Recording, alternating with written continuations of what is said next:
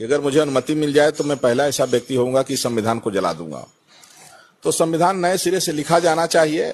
और वैसे भी पहले लोग कुआं का पानी पीते रहे हैं, इसके बाद जो है अब समय बदल गया, फिर नल आ गया। तो धीरे धीरे जो है समय के हिसाब से परिवर्तन जरूरी है। जैसे कोई पुरानी बिल्डिंग थी, अब फिर बदल जाती है।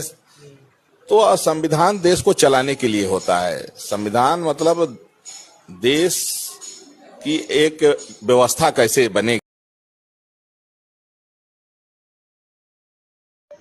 જોયેલ મિત્રો તમે આ વિડીયો, એમાં એક આ ઢોંગી છે એમ કહે છે કે ભારતનું આપણે સંવિધાન હળગાવી દઈએ.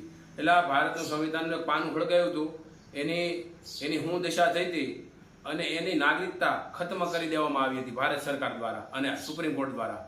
એટલે જ્યારે શું બોલીએ છે અને કોકને સારું લગાડવા હાટું થાય અને હું બોલવું એ આપણી જીભ ઉપર સ્વયં હોવો જોઈએ. અને આનો આજ લંપટ કે તમે તે વિડીયો જોયો એમ કહેતો હતો કે હું જળ સમાધિ લઈ લે અને જળ સમાધિ નથી લઈ લીધી અને ખાઈ ખાઈને પાડા જેવો થઈ ગયો છે. એટલે આ લોકોને બીજો કાંઈ કામ ધંધો જ નથી.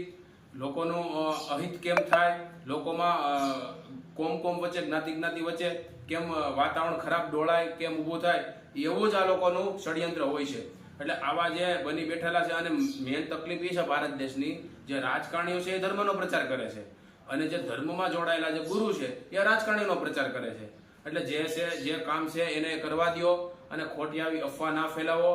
ભગવો ધારણ કર્યો હોય તો આપણે એની ઇજ્જત કરવી જોઈએ, પણ આવા લંપટો કોઈ પ્રકારની ઇજ્જત કરતા નથી અને એકાબીજા જ્ઞાતિ અને કોમ વચ્ચે વાતાવરણ કેમ ડોળાય એની પાછળ જ લાગેલા હોય. એટલે ભાઈ સંવિધાનને તને ખબર નથી, ભારતનું સંવિધાન દરેકને સ્વતંત્ર આપે છે. સ્વતંત્ર કેવી, તમે કોઈ પણ નારો લગાડી શકો, તમે જય માતાજી બોલી શકો, તમે જય શ્રી રામ બોલી શકો, તમે જય ભીમ બોલી શકો, તમે જય ભવાની બોલી શકો, જય સ્વામિનારાયણ બોલી શકો. આ ભારતનું સંવિધાન છે તમને હક અને અધિકાર આપે છે. એટલે આપણે બધા મિત્રો સાથે રહી અને આવા જે ગુંડા તત્વો છે એની સામે એક મુહિમ ચલાવવી જોઈએ અને આ કામ અમે કરી રહ્યા છીએ. એટલે આ લોકો વધારે મારો વિડીયો શેર કરજો, જેના કારણે આવા લંપટો ફરીવાર બોલતા વિચાર કરે. જય ભારત.